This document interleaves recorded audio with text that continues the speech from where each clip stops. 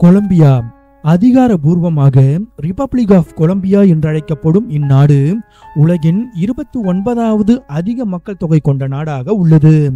தென் அமெரிக்காவின் வடமேற்கில் அமைந்துள்ள கொலம்பியா அதன் சில பகுதிகளை மத்திய அமெரிக்காவிலும் கொண்டுள்ளது.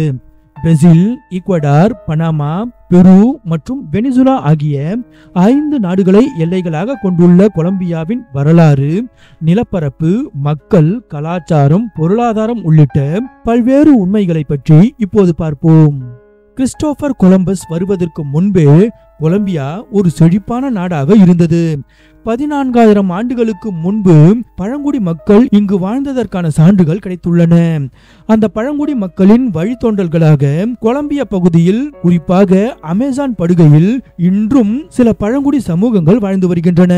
இருப்பினும் பெரும்பாலான பழங்குடி சமூகங்கள் தங்களது பழைய வாழ்வியல் முறைகளை கைவிட்டு கொலம்பிய ஸ்பானிஷ் கலாச்சார தாக்கத்திற்கு ஆளாகியுள்ளன. 11,41,748 சதுர கிலோமீட்டர் பரப்பளவை கொண்டுள்ள கொலம்பியாவின் தலைநகரமாக போகோட்டா எனும் நகரம் உள்ளது. அதிகாரபூர்வ மொழியாக ஸ்பானிஷ் மொழியும் அதிகாரபூர்வ பணமாக கொலம்பியன் பெசோவும் உள்ளது. நாட்டின் மொத்த மக்கள் தொகை 5,26,95,952 உள்ளது. நாட்டின் முக்கிய மதமாக கிறிஸ்தவம் உள்ளது. சேவைத்துறை கொலம்பிய பொருளாதாரத்தின் முக்கிய ஆதாரமாக உள்ளது. நாட்டின் மொத்த ஜிடிபியில் பாதி அளவு சேவைத்துறை பங்களிக்கிறது. உழைக்கும் மக்களில் சுமார் 65% சேவைத்துறை வேலைவாய்ப்பளிக்கிறது. மேலும் விவசாயம், சுரங்க தொழில் ஆகியவையும் கொலம்பிய பொருளாதாரத்திற்கு வலு சேர்க்கின்றன. குறிப்பாக இந்நாடு மரகதம், தங்கம், பிளாட்டினம் மற்றும் வெள்ளி ஆகியவற்றின் அபரிமிதமான வளத்தை கொண்டுள்ளது.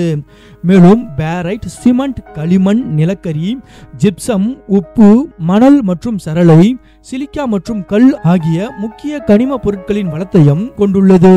கொலம்பிய பொருளாதாரத்தின் பெரும்பகுதி ஏற்றுமதியை சார்ந்துள்ளது. மேலும் கொலம்பிய பொருளாதாரத்திற்கு சட்டவிரோதமாக பங்களிக்கும் மற்றொரு முக்கிய தொழிலாக போதை மருந்து உற்பத்தி மற்றும் ஏற்றுமதி உள்ளது. இந்நாட்டின் சட்டவிரோத போதை மருந்து வர்த்தகம் சுமார் $10 பில்லியன் என்று சொல்லப்படுகிறது. கொலம்பியா போதைப்பொருள் கடத்தல் மாஃபியாக்களின் புகலிடமாக உள்ளது மற்றும் பிரபல போதைப்பொருள் கடத்தல் மன்னன் பாப்லோ எஸ்கோபர் கொலம்பியாவை சார்ந்தவர் என்பதும் குறிப்பிடத்தக்கது. அதிக பல்லுயிரிகள் நிறைந்த உலகின் 17 நாடுகளில் பிரேசிலுக்கு அடுத்து 2வது இடத்தில் கொலம்பியா உள்ளது. அமேசான் மழைக்காடுகளின் ஒரு பகுதி, ஆண்டிஸ் மலைகள் மற்றும் சியரா நெவடா டி சாண்டா மார்டா மலைகள் கொலம்பியாவை சூழ்ந்துள்ளன மற்றும் இந்நாடு பசிபிக் மற்றும் கரிபிய கடல் பகுதிகளுக்கும் திறந்துள்ளது. அனைத்து இயற்கை வளங்களும் சூழ்ந்துள்ளதால் கொலம்பியா ஏராளமான தாவரங்கள் மற்றும் விலங்குகளுக்கு பொருத்தமான இனப்பெருக்கம் செய்யும் இடமாக திகழ்கிறது. இது பரந்த அளவிலான தாவரங்கள் மற்றும் விலங்கினங்களின் பெருக்கத்திற்கு வழிவகுக்கிறது. கொலம்பியாவில் 60,000க்கும் மேற்பட்ட இனங்கள் வாழ்கின்றன. கொலம்பிய தலைநகரமான போகோட்டா 1538 நிறுவப்பட்ட நகரமாகும். கொலம்பியா நீண்ட காலமாக ஸ்பானிஷ் காலனித்துவ ஆட்சியின் கீழ் இருந்து வந்ததால் போகோட்டாவில் இன்றும் பல ஸ்பானிஷ் காலனித்துவ கட்டிடங்களை காண முடியும். போகோட்டா அதன் வரலாற்று முக்கியத்துவத்திற்கு மட்டுமன்றி அதன் கலை, உணவு மற்றும் கலாச்சாரத்திற்கும் பெயர் பெற்றது. லா குயின்செனரா என்பது கொலம்பியாவில் பிரபலமாக கொண்டாடப்படும் ஒரு விழாவாகும். ஒரு சிறுமி 15 வயதை அடையும் போது அவளுக்கு லா குயின்செனரா ஏற்பாடு செய்வது வழக்கம்.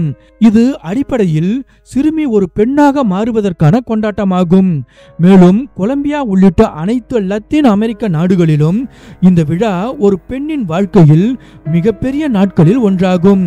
சுருக்கமாக சொல்வதானால் இது இந்தியாவில் கொண்டாடப்படும் மஞ்சள் நீராட்டு விழாவிற்கு நிகரானது. மதலின் என்பது கொலம்பியாவின் ஒரு அழகான நகரமாகும். கொலம்பியாவில் உள்நாட்டு யுத்தம் நடைபெற்ற காலத்தில் இந்நகரம் கொலைகளின் தலைநகரம் என அறியப்பட்டது. ஏனென்றால் இங்கு நாளொன்றுக்கு சுமார் 17 கொலைகள் நடைபெறுமாம். ஆனால் இப்போது இந்நகரம் சமீபத்திய ஆண்டுகளில் ஒரு பெரிய மாற்றத்தை கண்டுள்ளது மற்றும் ஒரு புதிய முகத்தை பெற்றுள்ளது. இப்போது மதலின் நகரம் கலை மற்றும் கலாச்சார காட்சிகளுக்காக மட்டுமே அறியப்படுகிறது. காஃபி ஏற்றுமதியில் கொலம்பியா உலகின் 3வது இடத்தில் உள்ளது. காஃபி உற்பத்தி துறையில் கொலம்பிய காஃபிக்கு அதன் உயர்தரம் காரணமாக நற்பெயர் உள்ளது. மேலும் உலகம் முழுவதிலும் கொலம்பிய காஃபியை விரும்பும் மக்கள் இருக்கின்றனர். காஃபி நாட்டின் மிகப்பெரிய ஏற்றுமதிகளில் ஒன்றாக உள்ளது.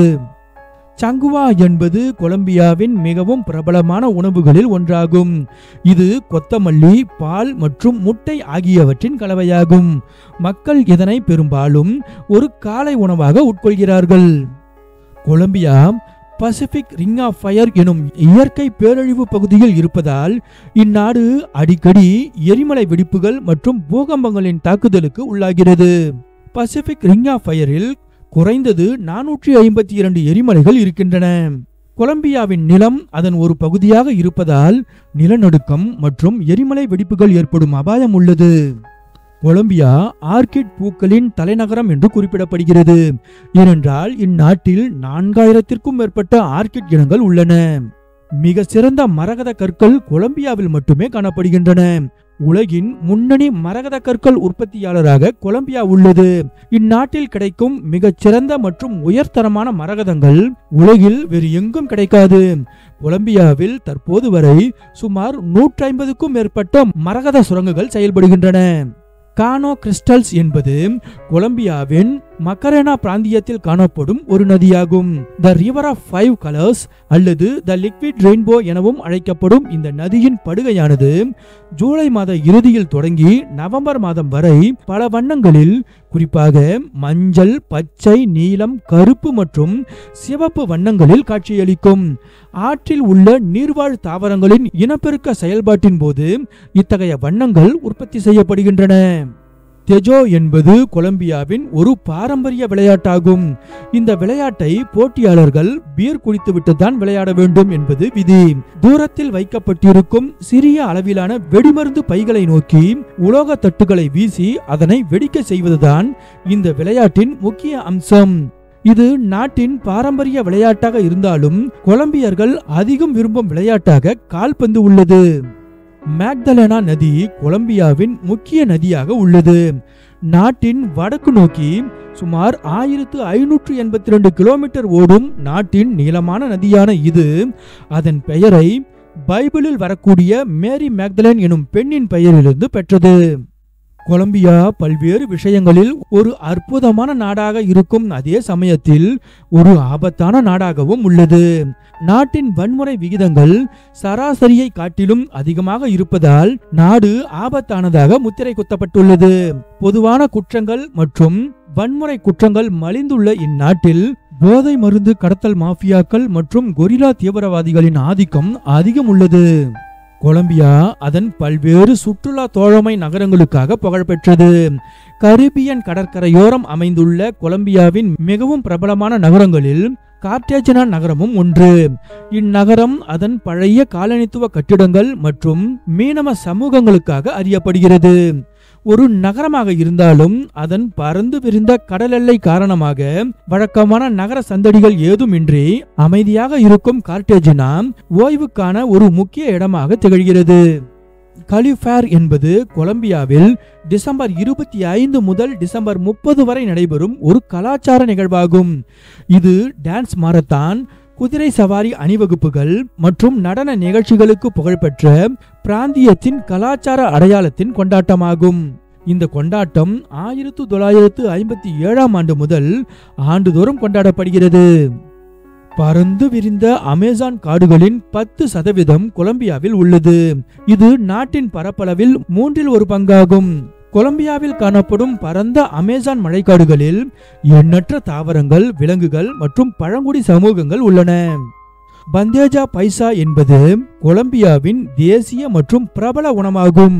இது மாட்டிறைச்சி, பன்றி இறைச்சி, வெண்ணெய், அரிசி, பீன்ஸ், வாழைப்பழம், ஆஃப் பாயில்டு முட்டை, கிரெபாஸ் மற்றும் சாசேஜ் ஆகியவற்றின் கலவையாகும். இந்த உணவு எந்த கொலம்பிய உணவகத்திலும் காணக்கூடிய மிகவும் பொதுவான உணவாக உள்ளது.